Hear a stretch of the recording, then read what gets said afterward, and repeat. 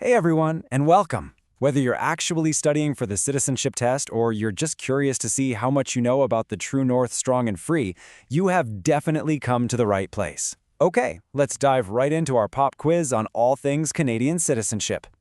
So think of this as your very own active study session. Instead of just, reading a book, we're going to put your knowledge to the test, question by question. It's really the best way to make sure this stuff sticks. So you ready? Let's do this.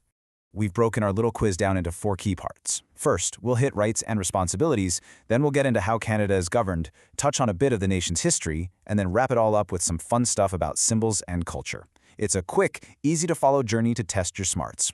First up, let's talk about the absolute foundation of being a citizen in Canada. It's all about understanding the rights you're guaranteed and, just as importantly, the responsibilities that come along with them. All right, question number 1, and it is a big one.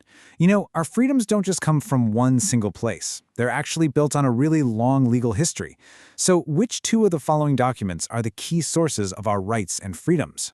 Take a look at the options on your screen. Now you need to pick 2 here.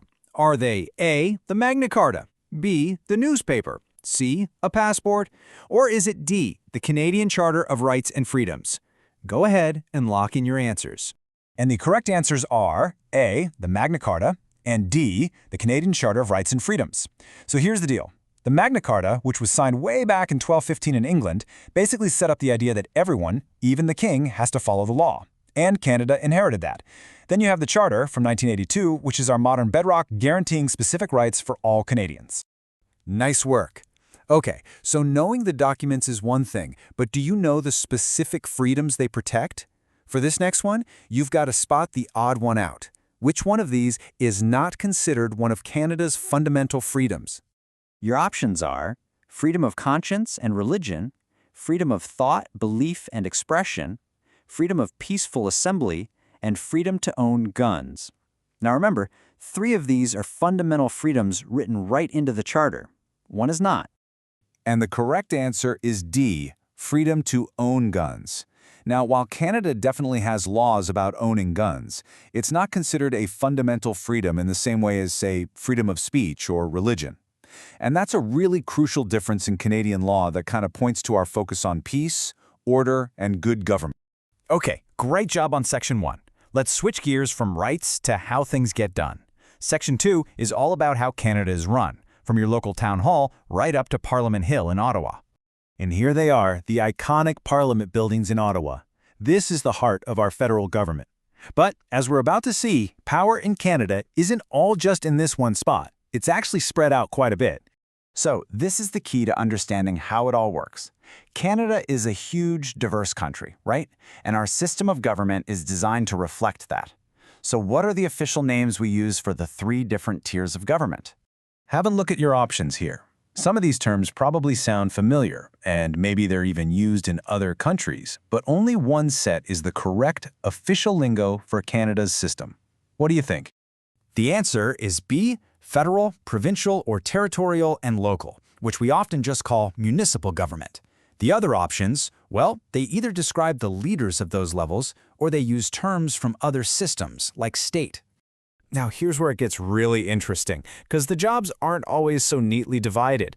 As you can see, the provinces take care of major highways, and your local municipal government handles stuff like garbage collection. But something complex like policing, that actually involves all 3 levels, from your local cops to provincial police and the federal RCMP. And protecting the environment, well, that's such a massive job.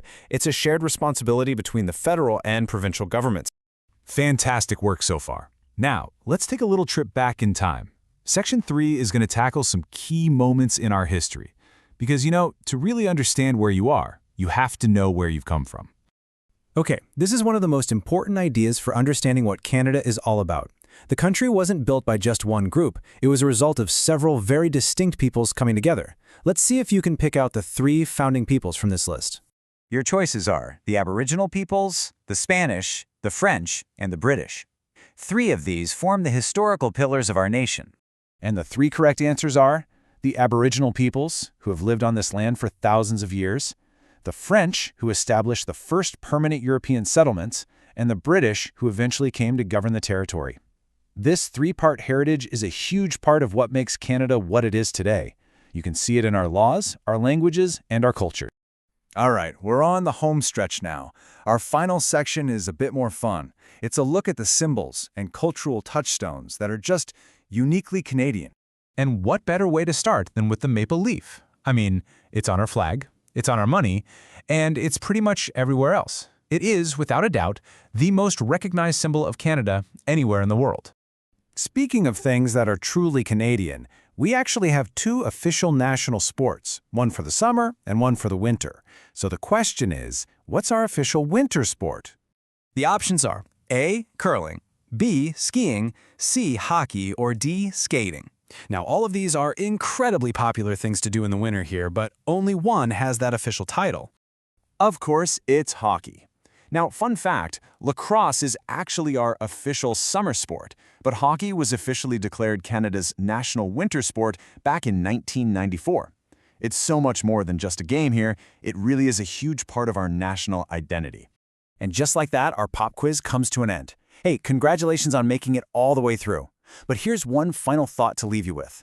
This quiz was about facts and figures, but being a citizen is about so much more than that, right? It's about participating, showing respect for each other, and contributing to society. So the real question isn't what you know, but how do we take this knowledge and actually apply it in our daily lives? It's definitely something to think about. Thanks so much for joining me for this explainer.